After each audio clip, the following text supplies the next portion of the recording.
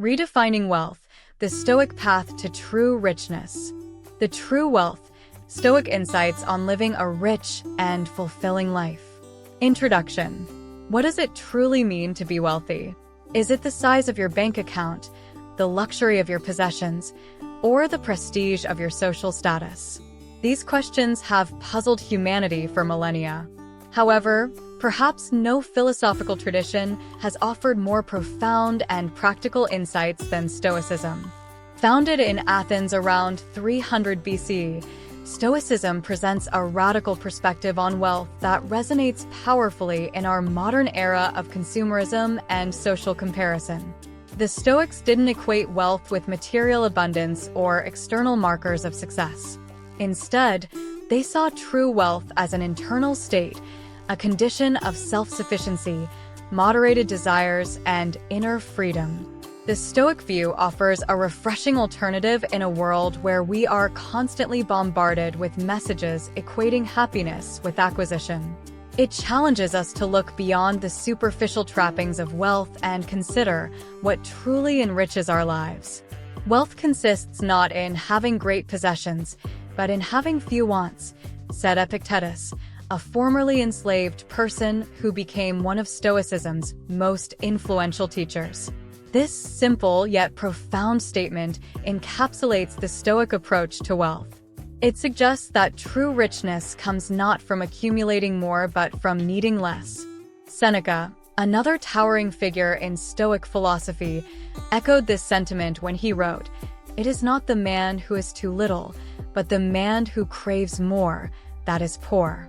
These words cut to the heart of our modern dilemma, the endless cycle of desire and dissatisfaction that keeps us chasing after the next big thing, never quite satisfied with what we have. The Stoics didn't just criticize the pursuit of wealth, they offered a constructive alternative. They advocated for a life of virtue, self-discipline, and inner cultivation. He is the most powerful person who has power over himself, Seneca advised, pointing to self-mastery as the ultimate form of wealth. This perspective invites us to redefine what it means to live a prosperous life. It encourages us to look inward for fulfillment rather than constantly seeking it in external circumstances. The Stoics teach us that true wealth lies in our ability to find contentment in the present moment, cultivate wisdom and courage, and live in harmony with our deepest values. In this script, we'll explore the Stoic approach to wealth. We'll examine how to define personal wealth in a way that aligns with our authentic selves, not societal expectations. We'll discuss the liberating practice of knowing what is enough and how it can free us from the tyranny of endless wants. We'll also delve into the counterintuitive Stoic practice of voluntary poverty, a powerful tool for cultivating gratitude and resilience. Finally, we'll explore how to build genuine, lasting wealth by developing our inner resources and living a life of purpose and integrity. The wisdom of the Stoics offers us a pathway to a more prosperous, meaningful existence. It shows us that the wealthiest life is not filled with the most possessions, but the one most aligned with our values, most at peace with itself, and most open to the richness of human experience. Chapter 1. The Stoic View on Wealth. The Stoics, through their keen observations and life experiences, developed a profound understanding of the paradoxical nature of material wealth. Their insights challenge our conventional notions of what it means to be rich, offering a perspective that is both enlightening and liberating. Let's begin with Seneca, one of the most influential Stoic philosophers. In one of his letters, he writes, "Money doesn't make you rich. These individuals have riches just as we say we have a fever when the fever really has us." This powerful metaphor reveals Seneca's view that wealth often possesses people rather than vice versa. Seneca observed that many wealthy individuals in Rome were paradoxically among the poorest in spirit. Money had made them obsessive, controlled their schedules, and surrounded them with insincere flatterers. Instead of providing freedom, their wealth had become a burden, enslaving them to constant worry and the fear of loss. This idea is echoed in another of Seneca's quotes. It is not the man who is too little, but the man who craves more, that is poor. Here, Seneca points to the greedy nature of desire. No matter how much wealth one accumulates, one remains spiritually impoverished if the craving for more persists. Epictetus, another towering figure in Stoic philosophy, shared this perspective. A formerly enslaved person who gained his freedom and became a respected teacher, Epictetus had a unique insight into the true nature of wealth and liberty. He once shared a story about a man who had been offered a lucrative job by the Emperor Augustus. The man came to Epictetus boasting about the money and fame he would gain. Epictetus, however, was unimpressed. He responded with probing questions that cut to the heart of what truly matters in life. "I told him not to touch it," Epictetus told his students. When the man protested that he would make a lot of money, Epictetus replied, "Yes, but for little in return."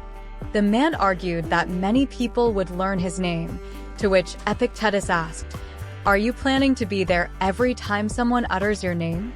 When the man said his name would outlive him, Epictetus said, "So, will a rock you carve your name into?" Finally, when the man boasted about wearing a gold crown, Epictetus delivered the coup de grace, "And they will put a crown made of roses on you for your funeral. You will look even more elegant in that." Through this dialogue, Epictetus demonstrates the fleeting and unsatisfying nature of external markers of wealth and success. He encourages us to look beyond surface-level gains and consider the true cost of pursuing wealth, the sacrifices, compromises, and spiritual poverty that often accompany it.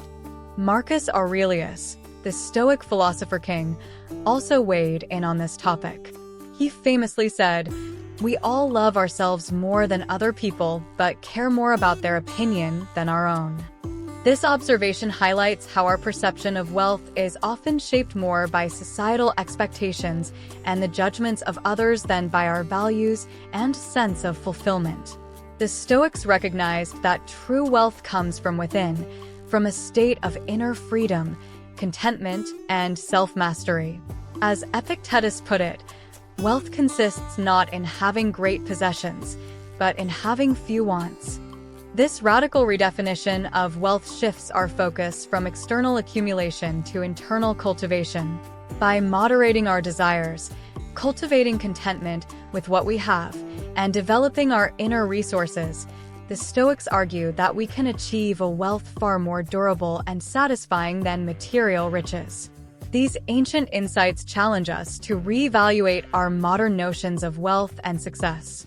They invite us to consider, are we genuinely enriched by the size of our bank accounts or the number of possessions we accumulate? Or can we find a deeper, more enduring form of richness by mastering ourselves, moderating our desires, and focusing on what truly matters in life? The Stoic view on wealth offers us a path to freedom from the endless cycle of desire and dissatisfaction, freedom from the tyranny of others' opinions, and freedom to live a life aligned with our deepest values. In embracing this perspective, we open ourselves to a form of wealth that no market crash can diminish and no thief can steal: the wealth of a life well lived. Chapter 2: Defining Personal Wealth. In exploring the Stoic perspective on wealth, we now turn to a crucial concept: defining personal wealth. The Stoics recognized that true richness is deeply subjective, beyond mere financial abundance. Let's begin with a powerful quote from Epictetus: "Wealth consists not in having great possessions, but in having few wants." This statement encapsulates the Stoic approach to personal wealth. It suggests that our richness is not determined by what we own, but by our relationship to our desires. Consider for a moment what a rich life means to you. Is it the freedom to travel the world, the ability to spend quality time with loved ones, the opportunity to pursue meaningful work, or the simple pleasure of a quiet life free from financial stress? The answers to these questions will vary significantly from person to person. Some may find wealth in a life of adventure and new experiences, while others may see it in the depth of their relationships or the impact of their work. Still, others define wealth as the freedom to live unburdened by excessive possessions or obligations. The Stoics say, the richest person is not one who has the most but needs the least. This perspective invites us to shift our focus from accumulation to contentment. Instead of constantly striving for more, we can cultivate satisfaction with what we already have. This doesn't mean we should abandon all ambition or desire for improvement. Instead, it encourages us to be mindful of our wants and to distinguish between what we truly need for a fulfilling life and what society tells us we should want. The Stoics also emphasize the importance of self-sufficiency in defining personal wealth. Another prominent Stoic philosopher advised, make yourself wealthy not by facilitating every whim, but by removing them. This suggests that true wealth comes from our ability to meet our needs and find contentment within ourselves rather than relying on external sources for our happiness. Consider the difference between someone who needs constant entertainment, luxury, and validation to feel satisfied and someone who can find joy in simple pleasures, meaningful work, and their own company. Who in this scenario is truly wealthier? The Stoic approach to personal wealth also emphasizes the value of intangible riches. Wisdom, virtue, meaningful relationships, and peace of mind are forms of wealth that can't be measured in monetary terms, but are invaluable to a well-lived life. As Epictetus reminds us, he is a wise man who does not grieve for the things which he is not, but rejoices for those which he has. This attitude of gratitude is a form of wealth, allowing us to appreciate and fully experience the richness of our lives in the present moment. Defining personal wealth in Stoic terms also involves aligning our definition of success with our deepest values.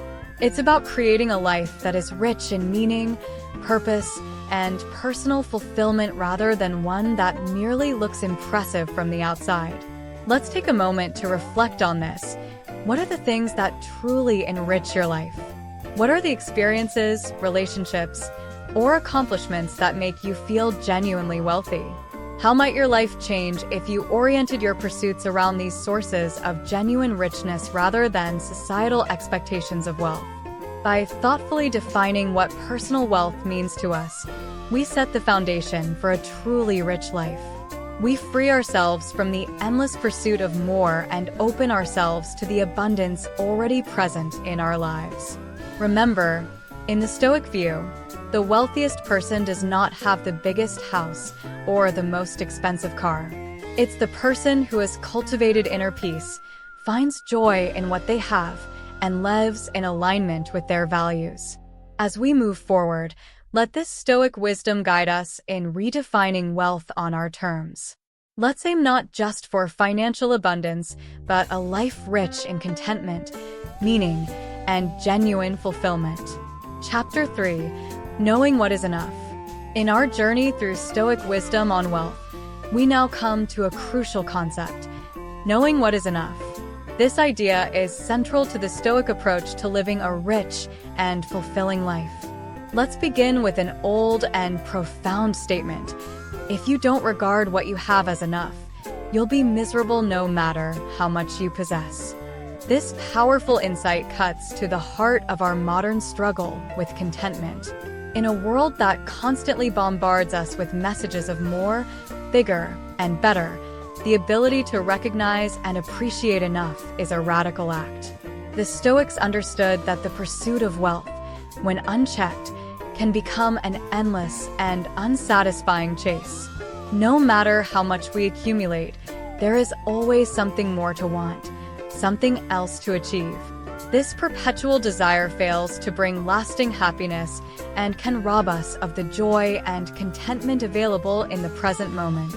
Consider the wisdom of Seneca's observations. It is not the man who is too little, but the man who craves more that is poor. This reframes poverty not as a lack of possessions, but as an insatiable desire for more. In contrast, True wealth comes from being satisfied with what we have. But how do we determine what is enough? The Stoics would argue that it's a deeply personal question that requires honest self-reflection and a clear understanding of our values and needs. For some, enough might mean having sufficient resources to live comfortably and pursue their passions. For others, it could be the ability to provide for their family and contribute to their community. The key is to define enough based on our genuine needs and deepest values rather than societal expectations or fleeting desires. Epictetus offers guidance. He is a wise man who does not grieve for the things which he is not, but rejoices for those which he has. This attitude of gratitude is a powerful antidote to the perpetual craving for more. By focusing on and appreciating what we already have, we can experience a richness that no additional wealth can provide. There is a well-known story that illustrates this point beautifully. At a party, the novelist Kurt Vonnegut informs his friend Joseph Heller that their host, a hedge fund manager, had made more money in a single day than Heller had earned from his wildly popular novel, Catch 22, over its entire history. Heller responds, "Yes, but I have something he will never have enough." This anecdote captures the essence of the Stoic approach to enough. It's not about accumulating the most, but recognizing the sufficiency of what we have and finding contentment in it. Another Stoic philosopher advises, make yourself wealthy not by facilitating every whim, but by removing them. Knowing what is enough isn't just about setting an upper limit on our desires, but actively working to moderate and refine them. By cultivating contentment and practicing moderation, we free ourselves from the tyranny of endless wanting. We create space in our lives for what truly matters: meaningful relationships, personal growth, contribution to others, and inner peace. Recognizing enough also allows us to make more intentional choices about using our resources. Instead of constantly striving for more, we can focus on using what we have in ways that align with our values and bring genuine fulfillment. So, how can we put this wisdom into practice? Here are a few suggestions. Regularly reflect on what you truly need for a fulfilling life. Distinguish between genuine needs and fleeting wants. Practice gratitude daily. Take time to appreciate what you already have. Before purchasing or pursuing a new goal, ask yourself, will this enrich my life, or am I just chasing more? Experiment with simplicity. Try living with less and notice how it affects your contentment. Define success on your terms, based on your values, not societal expectations. Remember, in the Stoic view, true wealth isn't about having the most, but about needing the least. By knowing and appreciating what is enough, we open ourselves to a richness that goes far beyond material possessions, the wealth of a content and purposeful life. As we internalize this principle, we may find that we already have more than enough. In that realization lies a form of wealth that no money can buy. Chapter 4: Practicing Poverty.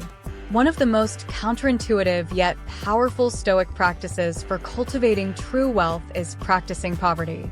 This might sound strange in our modern context, where we often equate wealth with comfort and abundance.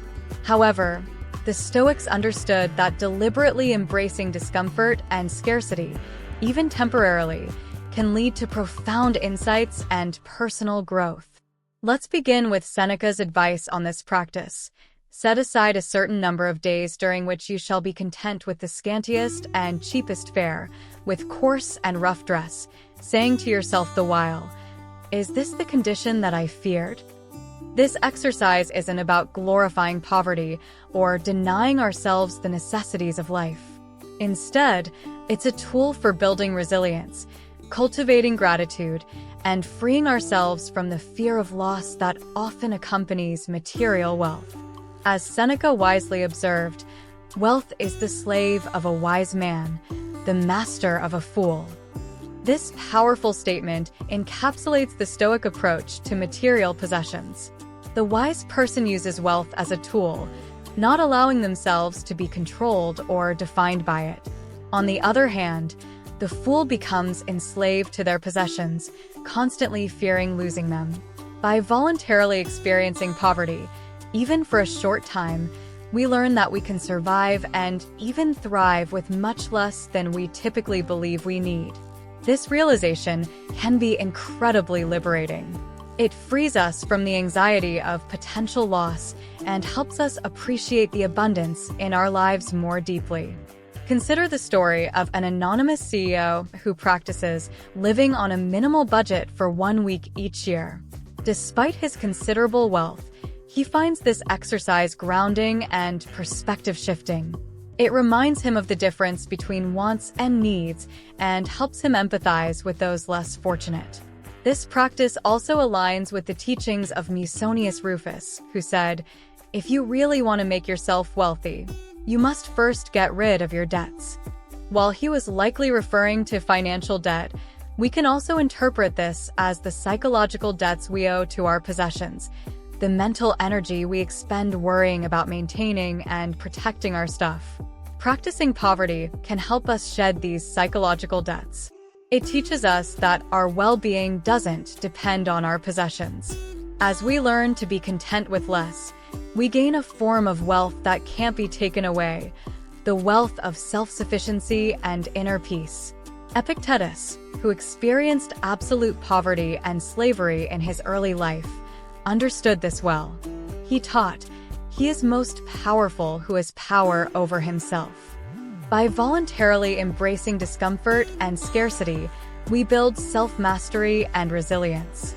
We prove to ourselves that we can handle adversity, increasing our confidence and sense of personal power. How can we practice this Stoic exercise in our modern lives? Here are a few suggestions. Designate a poverty week, where you live on a minimal budget, eating simple foods and avoiding unnecessary expenses. Experiment with a capsule wardrobe, limiting yourself to a small number of clothing items for a month.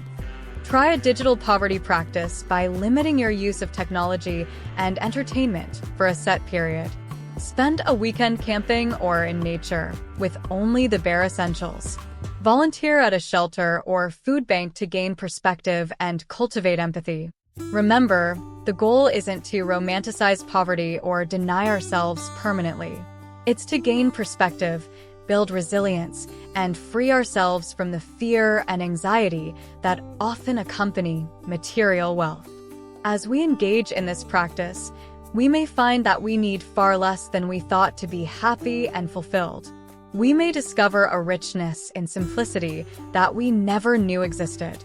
And we may come to embody Seneca's ideal, becoming the wise person for whom wealth is a tool, not a master. By practicing poverty, we paradoxically make ourselves genuinely wealthy. We gain the freedom from knowing we can be content with little, the resilience from facing discomfort voluntarily, and the gratitude that arises when we fully appreciate the abundance in our lives. In embracing this Stoic practice, we take a significant step towards redefining wealth on our terms and living a life of true richness and freedom. Chapter 5: Cultivating Inner Wealth. As we delve deeper into the Stoic perspective on wealth, we arrive at the most crucial aspect: cultivating inner wealth. The Stoics understood that true richness comes not from external possessions, but from developing our character, wisdom, and virtues. Seneca captures this idea powerfully by saying, "Any man who does not think that what he has is more than ample is an unhappy man, even if he is the master of the whole world." This profound statement highlights that contentment and gratitude, not material abundance, are the true markers of wealth. Even someone who owns everything can be impoverished if they cannot appreciate what they have. The Stoics recognized that external wealth, while potentially useful, can also be treacherous. Seneca warns us, "At last, away with all these treacherous goods. They look better for those who hope for them than those who have attained them." This insight reminds us that the pursuit of material wealth often promises more satisfaction than it delivers. The anticipation of riches can be more alluring than the reality of possessing them. Instead of focusing on external riches, the Stoics advocated for cultivating inner wealth through the development of virtues. The four cardinal virtues of Stoicism, wisdom, justice, courage, and temperance, form the foundation of this inner wealth. Wisdom in the Stoic sense is about understanding what is truly valuable in life. It's the ability to discern between what we can control and what we can't, and to focus our energy on the former. Justice is about living in harmony with others and contributing to the common good. It's recognizing our interconnectedness and acting with fairness and integrity. Courage is not just about facing physical dangers, but about having the fortitude to live according to our principles, even when difficult. Pursuing what's right over what's easy or popular is the strength. Temperance is about moderation and self-control. It's the ability to regulate our desires and emotions to find the middle ground between excess and deficiency. By cultivating these virtues, we build a form of wealth that is our own. Unlike material possessions, which can be lost or taken away, our inner qualities remain with us no matter what external circumstances we face. However, the Stoics also recognize the seductive power of external goods. As Seneca warns, anything at all, the applause of the crowd, high office, wealth, or self-indulgence, all of them might seem to be compatible with it for a while, but suddenly they control us and sweep us away. This caution reminds us that if we're not careful, external goods can take control of our lives, distracting us from what truly matters and eroding our inner wealth. Practical steps to develop inner wealth might include regular self-reflection and journaling to understand our values and motivations, practicing mindfulness to cultivate awareness of our thoughts and emotions, engaging in philosophical study and contemplation to deepen our understanding of life, seeking out challenges that help us develop courage and resilience, practicing kindness and service to cultivate a sense of justice and connection to others.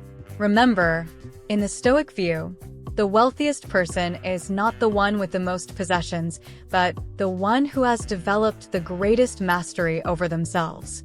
It's the person who can find contentment in any situation, acts with integrity regardless of the consequences, and contributes positively to the world around them.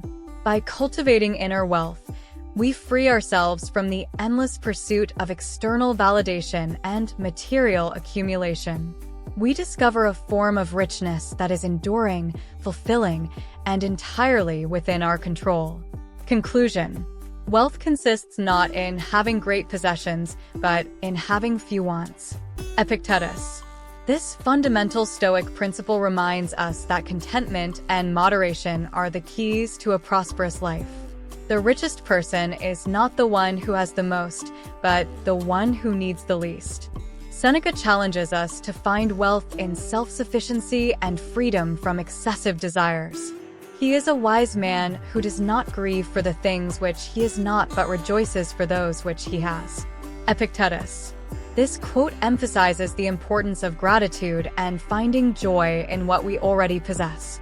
If you would be wealthy, think of saving as well as getting. Benjamin Franklin. Influenced by Stoicism.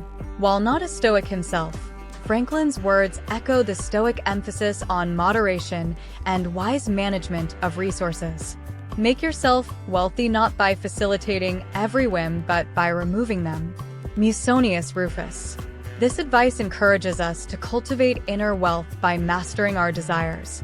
True wealth is the poverty of desires. Seneca. Seneca succinctly captures the Stoic view that richness comes from wanting less, not having more. He is most powerful who has power over himself. Seneca. This quote underscores the Stoic belief that true wealth and power come from self-mastery. It is not the man who is too little, but the man who craves more that is poor. Seneca. Seneca reminds us that poverty is a state of mind characterized by insatiable desire, not a lack of possessions. The great blessing of wealth is not that it secures the possession of coveted things, but that it frees us from anxiety about the dreaded evils of poverty. Seneca. This insight invites us to seek peace of mind from inner wealth rather than the fleeting security of material riches. These Stoic teachings offer us a path to redefine wealth in a way that brings lasting fulfillment and contentment. They challenge us to look beyond the superficial trappings of success and focus on what truly enriches our lives. By embracing the Stoic perspective, we can free ourselves from the endless cycle of desire and dissatisfaction. We can find richness in simplicity, strength in self-mastery, and fulfillment in living according to our deepest values. The Stoics didn't advocate for a life of deprivation, but a life of purpose, wisdom, and inner freedom. They understood that true wealth comes not from what we own, but from who we are and how we live. As we conclude our exploration of the Stoic perspective on wealth, I hope you've gained valuable insights into redefining true richness. We've journeyed through the Stoic teachings on inner freedom, contentment, personal values, knowing what's enough, practicing poverty, and cultivating inner wealth. These timeless principles offer a compelling alternative to the relentless pursuit of material wealth in our modern world. They remind us that genuine richness lies not in what we own, but in how we think, act, and engage with life. I encourage you to apply these Stoic ideas in your own life. Reflect on what wealth means to you and how you might foster more contentment and inner richness daily. Remember, it's about balance, using wealth as a tool, not letting it master us. If this resonates with you, explore further. Dive into Stoic literature, both ancient and modern, and share your thoughts. How do these ideas connect with your life? What challenges do you anticipate? If you found value here, consider sharing it with others. Your support helps us continue this work. Thank you for joining me. In the words of Seneca, the greatest wealth is a poverty of desires. May you find richness in simplicity, strength in self-mastery, and fulfillment in living your values. Until next time, live well and prosper in the truest Stoic sense.